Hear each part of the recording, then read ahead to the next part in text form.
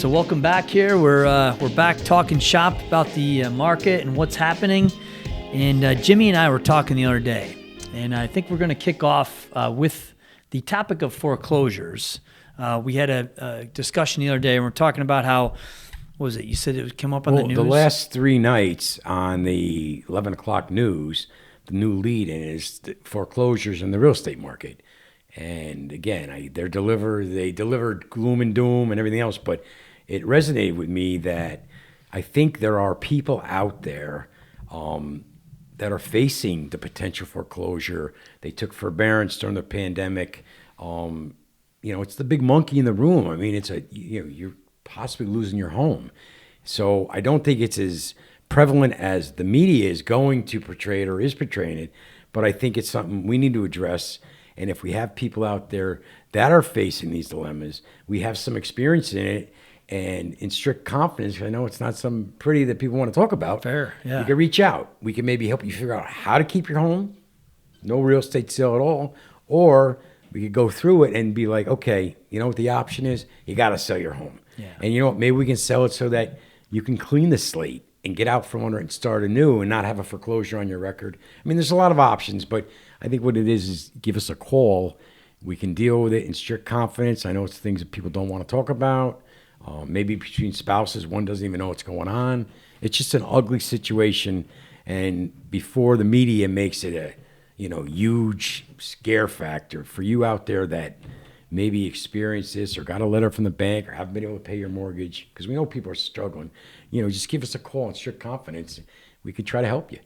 Well, and when you said that to me the other day, I said, geez, really? Like, you don't see a lot of them hitting the market on a daily basis, right? And we know that for 2017 to 2019, the U.S. average was about 600,000 of these a year, these foreclosures.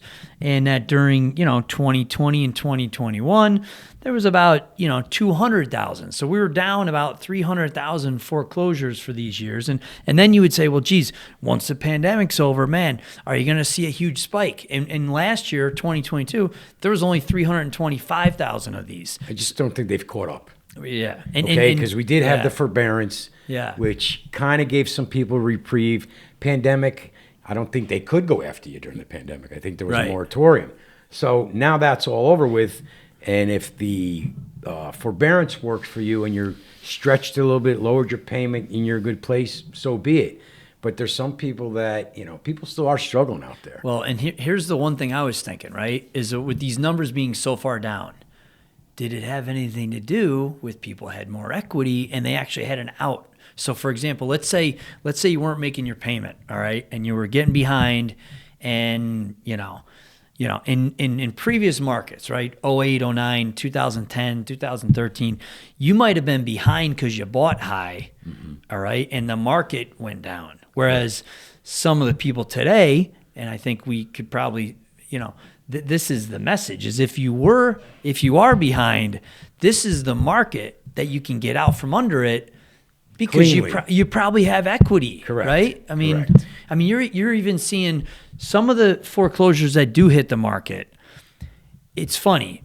In years past, the agents that are putting these properties on the market, they're now starting to fix them up. So they bring a crew in where they used to put these things on the market and they looked like hell. But now you're seeing them where they do a paint job, put some cheap flooring in, maybe new counters even. And that's actually the thing I noticed last week with one of them that did hit, is that, they're actually putting a little bit of work into them, and they're probably selling them for a lot more than they should, frankly. Well, and so let's clarify it. So you're a homeowner and you're behind the 8 ball. Yeah. You don't know what to do. That's kind of where I'm gearing this. Yes. When it's already foreclosed and bank owned, Right. You're absolutely correct. Yeah. I've come across ones that are in shambles, and you could tell it was a real sad situation. Family had to leave the home. The bank took it. But then I've seen ones where the bank has hired crews to go in and somewhat make this presentable for, to sell. So I think those are the numbers they're saying. Those are bank-owned properties. Right. I'm talking about individually owned properties that are in trouble. Yeah. And for them to give us a call, but you're absolutely correct. I've seen banks go, I had one in Glenmont where the bank came in and put some money into the house to get it presentable. But the problem was they they didn't have a clear title. I had a house that was on the market. It was a town. It was actually down in Slingerlands, and it was a townhouse. The gentleman wasn't doing well health-wise. He ended up, unfortunately passing away. And during the course of me having this listing on the market, I think we took it off. Actually, I think we took it off. He realized that things weren't going very well. He ended up passing away, and then the house got, I think, sent over. Might have went to Medicare, foreclosure, whatever. But the point is, that was like 8 years ago, and my in-laws actually live next to this thing. Right. Okay, I know where. So for 8 years, nobody's been in this house. Everybody's saying, "Hey, well, I'll buy it and fix it up, or put somebody in there, or somebody could use it." Right. There's a house sitting there nobody can even get to because you can't get through the bank to find out who the heck you can even talk to buy the damn thing. Right? Yeah, and that's another issue. And as a homeowner, it's probably tough because, you have a contact person, but they have so many files, and you can feasibly stay in your house, not making mortgage payments, but it's never going away. Right. The boogeyman's coming at one point or another. Yeah. So if you are in that situation and you want to try to help, we're more than willing to try to help you. Maybe we can help you save your home. And if not, we can sell it and maybe rectify your situation. Save your credit, right? Save your credit, save everything, right. And get you into something new. Yeah. Get you out from underneath it. Because once that happens, you're not going to have a house. Yeah. And trying to get something is going to be really hard. Right. So, but the difference between already bank-owned properties and ones that are potentially where you're still the legal owner. Sure. You're just facing that uphill. Right. And those are the two. And we'll deal with both. I mean, I've done one with the bank. It started out as a regular sale. Market shifted. Situation shifted. Two parties neither, dug in. I don't want to pay. So we got to a point where this is the bottom line we can take. Right. And the market wasn't supporting it. Got permission, worked with the bank. And again, it wasn't easy, but that was a short sale. It turned in from a regular real estate deal to a short sale. Right. And at the end of the day, I got the most I could, much more than what the bank needed, less than what they owed. But my clients took a smaller hit on the tax, which I'm not going to get into, but the tax ramifications of a short sale. Yeah. But someone new is in their house. Yeah. They're happy. My clients are happy, and their slate's cleared. Yeah. So. Let's switch gears here. I talked to a home buyer yesterday who's been looking for a while. They got frustrated with the market, so now they called on a new construction site we have. So we have a builder we're working with, and how often are you seeing that where buyers are now turning to new construction because they don't like what's being, either it's too competitive in the market or they're just turning to that because when you buy new construction, you're not competing. No, and it's always, I think, an option for them, and it has become more prevalent where I'm frustrated, I can't find anything, I've gotten beaten out on these deals, so let's go towards new construction. The one thing I've had the problem with is sometimes the price tags on new construction are nothing what they thought of. Like they'll be looking for $350, and you're really not going to touch it. $350. No, you can't buy any. Yeah. So that was the only thing, and then the only other thing is.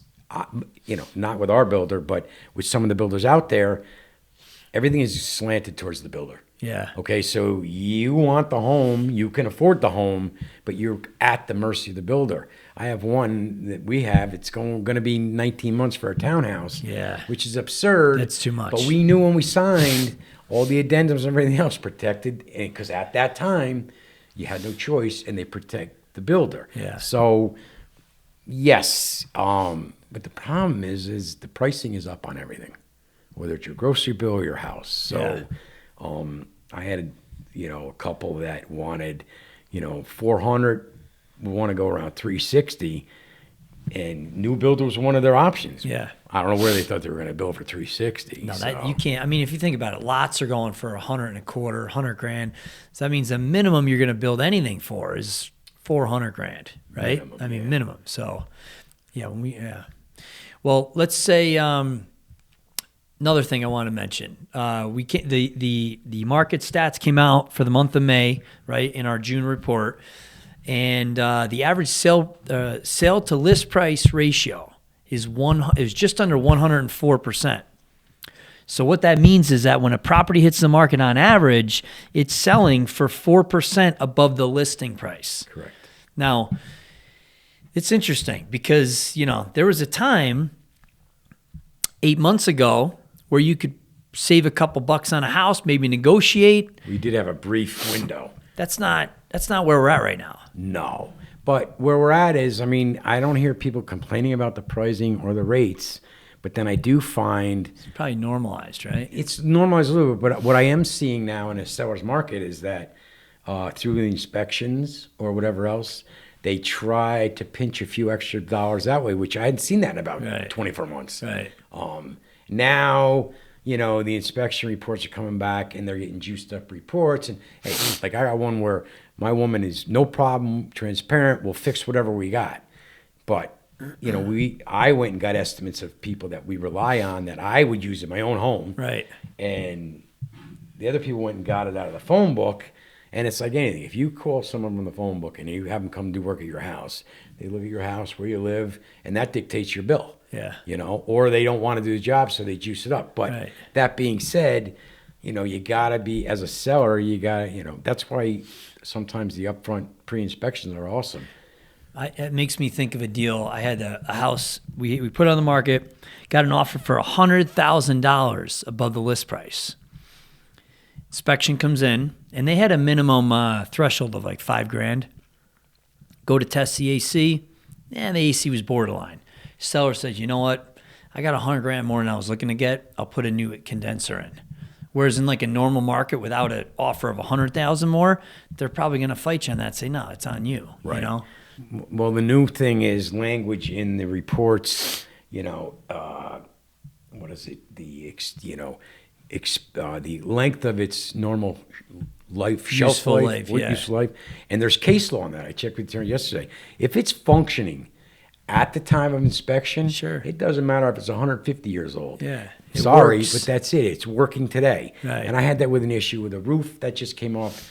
And, again, my woman was very transparent, but I told her, listen, we're not providing a new roof. Yeah. We're not even going to talk about that. Right. And then there's other things, and I understand the attorneys, you'll send me a letter after inspection, and there's 2 majors, and you list like 6 things.